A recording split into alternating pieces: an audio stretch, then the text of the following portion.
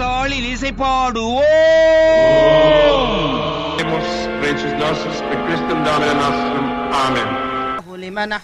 அல்லாஹு அக்பர், அல்லாஹு அக்பர். கடவுள், காட். கடவுள் உண்டா இல்லையா?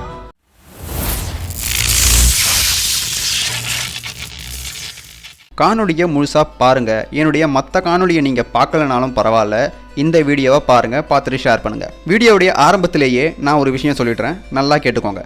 பூமியில் இருக்கும் எந்த மதமும் கிடையாது, பூமியில் இருக்கும் எந்த கடவுளும் கிடையாது.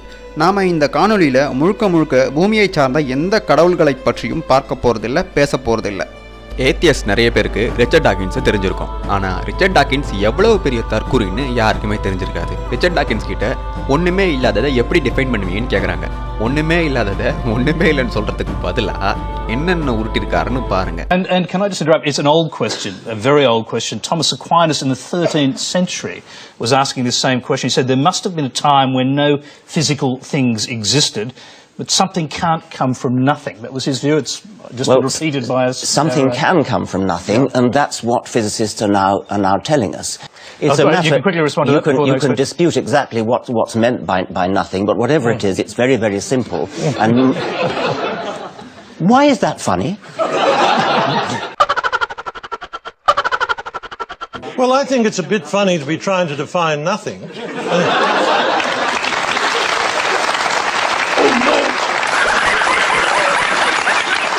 இவ்வளவு தான் ஏத்திஸ்டோட அறிவே. கடவுள் மறுப்பு பேசுகிறேன்னு தாங்கள் தான் மிகப்பெரிய அறிவாளி, மீதி எல்லாரும் முட்டாளுன்ற மாதிரியே இவனுங்க முட்டாளாக சுற்றுறது தான் இந்த கடவுள் மறுப்பாளர்களுடைய வேலையை. இவங்க கிட்ட கடவுள் இல்லைன்னு சொல்கிறதுக்கு 1000 காரணம் இருக்கும். ஆனால் அதை எப்படி வெளிப்படுத்துவீங்கன்னு கேட்டால் இவங்களால எக்ஸ்பிளைன் பண்ணவே முடியாது. அறிவியலுக்கும் கடவுளுக்கும் மிகப்பெரிய போரும் சண்டையும் நடந்ததான்னு கேட்டிங்கன்னா அதற்கு பதில் நடக்கவே இல்லைன்னு தான் சொல்லணும்.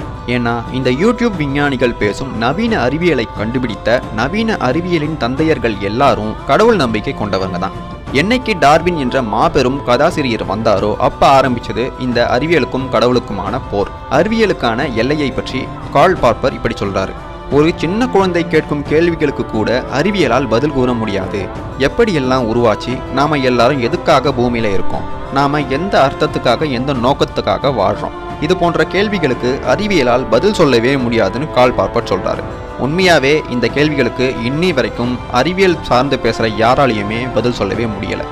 அறிவியல் தன்னால் எதையெல்லாம் ஓரளவுக்கு விவரிக்க முடியுமோ அதையெல்லாம் சுத்த அறிவியல் என்றும், அறிவியலால் எதையெல்லாம் விவரிக்க முடியாதோ அதையெல்லாம் மெட்டாபிசிக்ஸ் என்றும் மூளை பெருத்த மேதாவிகள் பிரித்து வச்சிருக்காங்க. நோபல் பரிசு வாங்கிய சர் பீட்டர் மெடவர் ரொம்ப அழகா சொல்லியிருக்காரு: இது போன்ற கேள்விகளுக்கு அறிவியலால் பதில் கூறவே முடியாது. அதனால் நாம் அறிவியலால் விளக்க முடியாதவற்றை இலக்கியத்திலும் மதத்திலும் தான் இதற்கான பதிலை முதலும் கடைசியுமாக தேட வேண்டும்னு சொல்றாரு. கடவுள் என்ற ஒருவனோ அல்லது ஒரு இனமோ அல்லது மிகவும் சக்தி வாய்ந்த ஏதோ ஒரு பேராற்றல் கொண்ட உயிரினமோ தான் நம்மையும் இந்த பிரபஞ்சத்தையும் படைத்திருக்கிறது. நான் இப்படி சொல்ல வலுவான காரணங்கள் நிறைய இருக்கு. சூரியனும் நிலவும் சரியான இடத்தில் இல்லைன்னா பூமி எப்பவோ கபலீகரமாயிருக்கும். பூமியிலும் 70% தண்ணீர், மனித உடம்பிலும் 70% தண்ணீர். எதுவுமே இல்லாத ஒரு வெற்றிடத்திலிருந்து இப்பிரபஞ்சம் உருவாகியதுன்னு சொல்லி அதை அறிவியல்னு நம்ப வச்சாங்க. ஆனால் இன்னி வரைக்கும் யாருமே லேப்ல வெற்றிடத்திலிருந்து எதையுமே உருவாக்கி நமக்கு காட்டல மக்களே.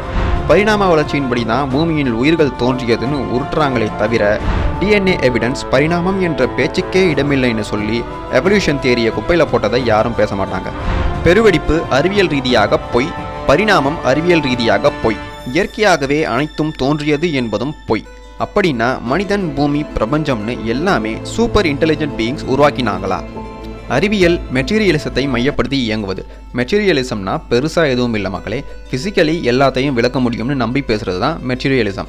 ரிலீஜியன் நம்முடைய ஆன்மாவையும் ஆழ்மனதையும் நம்மை சுற்றி இருக்கும் கண்களுக்கே புலப்படாதவைகளை மையப்படுத்தியே இயங்கும். ஃப்ரீமேன் டைசன் பிரின்ஸ்டன் இதையே ரொம்ப அழகா சொல்லியிருப்பாரு: அறிவியல் ஒரு கருவி, அதை பயன்படுத்தி மெட்டீரியல் யூனிவர்ஸை நாம புரிஞ்சிக்கலாம்.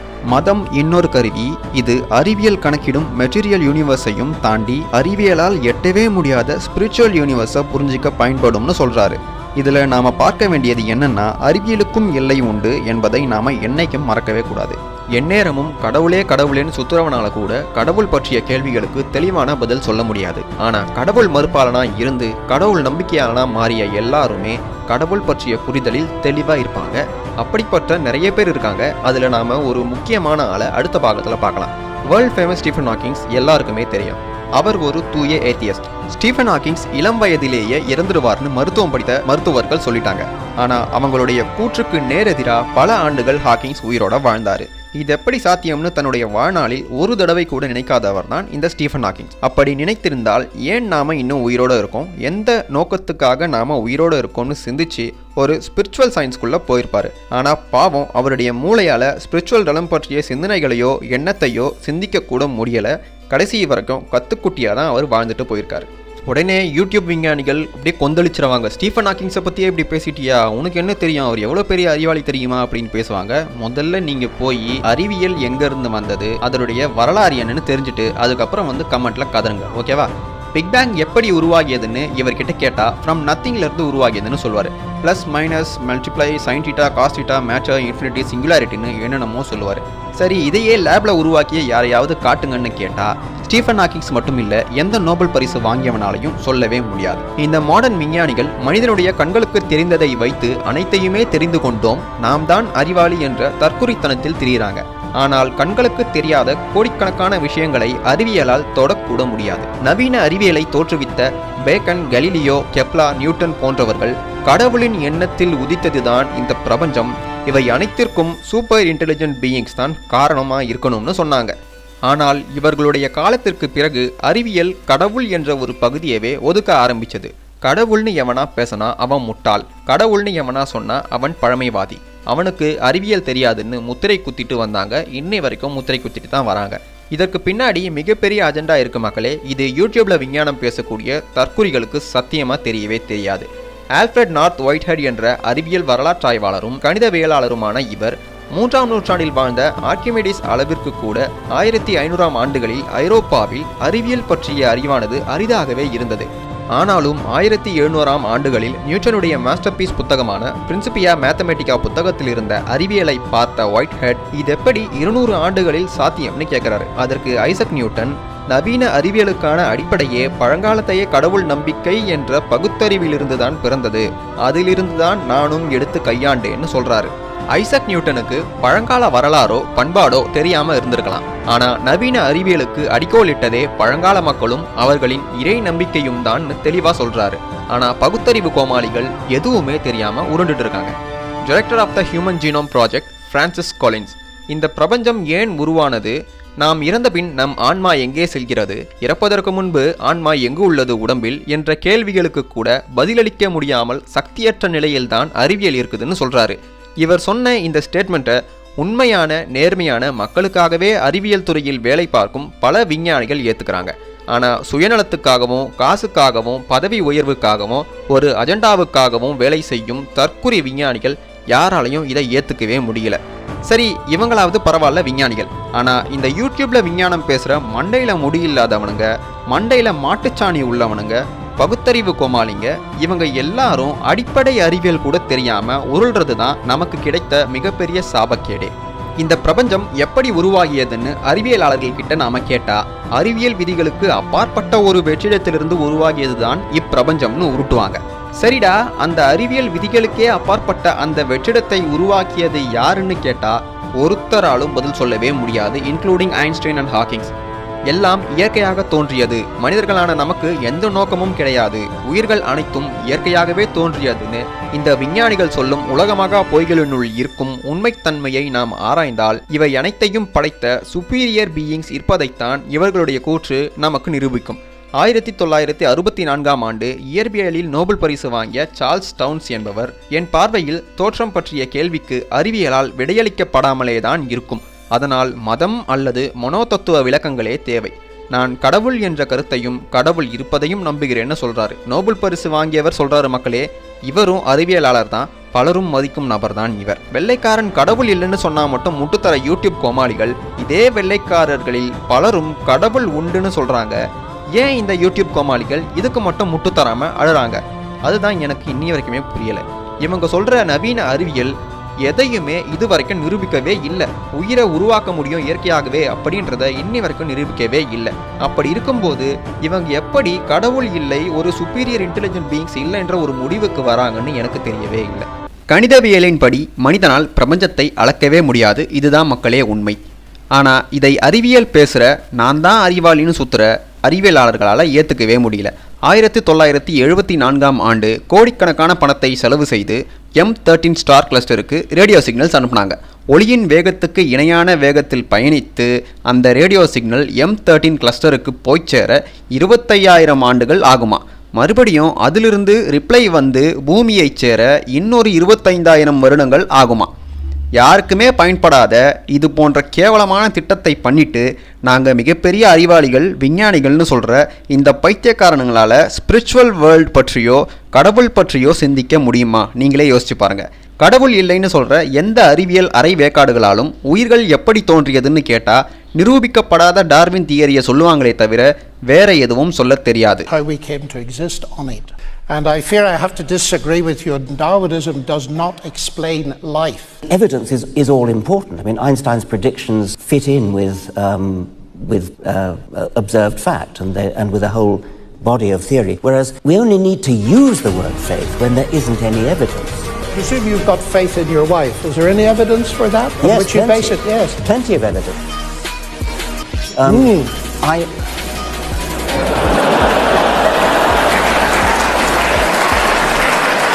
போன முதல் பாக காணொளியில் சொன்னேன் இல்லையா, ஒரு மிகப்பெரிய ஏத்தியஸ்ட்னு. கடவுள் மறுப்பாளர்களில் அவரை போல யாருமே தர்க்கம் பண்ணுறதுல ஆளே கிடையாது மக்களே இந்த 20ஆம் நூற்றாண்டில். ஏத்தியஸ்ட் யாராவது கடவுள் மறுப்பு பற்றி பேசணும்னா இவருடைய கருத்துக்கள் எதுவும் இல்லாமல் பேசவே முடியாது. அந்த அளவுக்கு பெரிய ஆள் இவர். இவருடைய பெயர் ஆந்தனி ஃப்ளூ. அரை நூற்றாண்டுகளாக கடவுள் மறுப்பாளராக இருந்த இவர் நான் கடவுள் நம்பிக்கையாளனாக மாறிவிட்டேன்னு அறிக்கை வெளியிடுறாரு. டிசம்பர் 9, 2004ஆம் ஆண்டு பத்திரிகைகளில் மிகப்பெரிய தலைப்புச் செய்தியே இவர் சொன்ன இந்த செய்தி தான். காணொளி வாயிலாகவும் தான் கடவுளை நம்புகிறேன், அதுவும் அறிவியல் பூர்வமான ஆதாரங்களால் கடவுளை நம்புகிறேன்னு வெளியிட்டது தான் தாம்சம் மக்களே.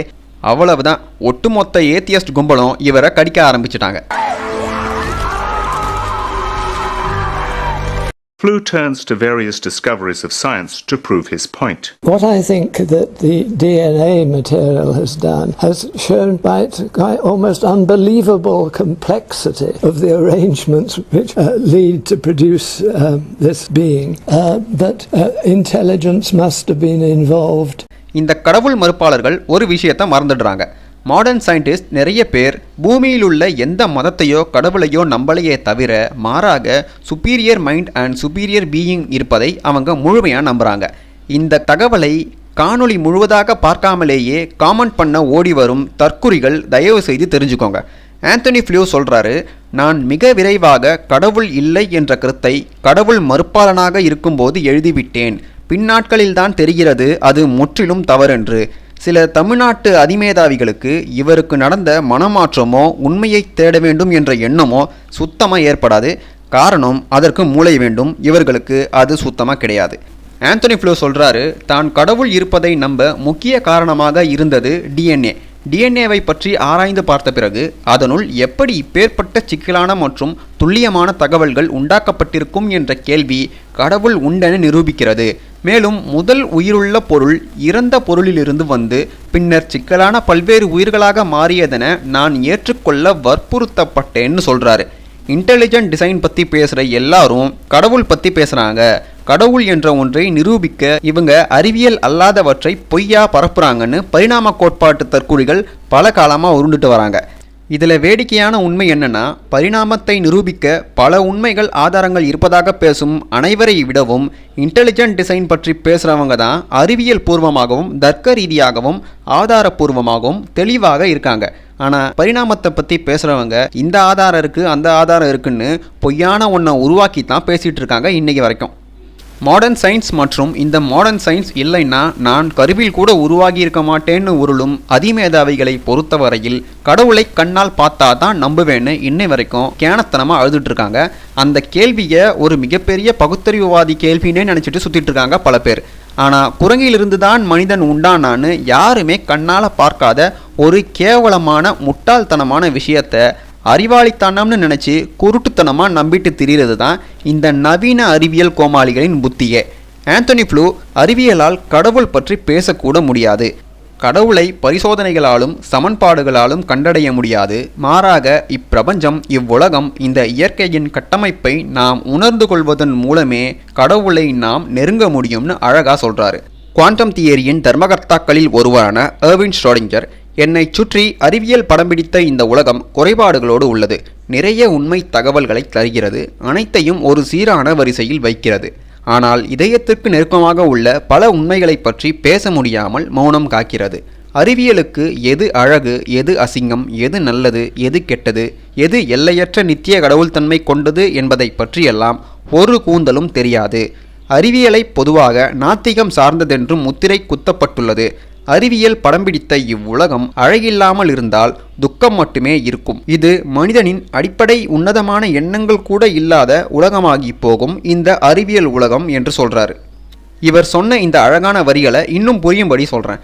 மனிதன் அறிவியலின் படைப்பாக அறிவியல் சொல்லும்படி அனைத்தையும் கண்களால் கண்டால் மட்டுமே உண்மை என நம்பும் தன்மையோடு இருந்தால் அவனுக்கு தன்னினைவு, உள்ளுணர்வு, மனசாட்சி என்ற எதுவுமே தேவைப்படாத நடைபிடமாகத்தான் இருப்பான்னு சொல்றாரு. இந்த கடவுள் மறுப்பாளர்கள் அறிவியலை சாமியா கும்பிடுற கோமாளிகள் கிட்ட நாம எப்படி முதல் உயிர் தோன்றியதுன்னு எப்போ இந்த கேள்வியை கேட்டாலும் யாராலையும் பதில் சொல்லவே முடியாது.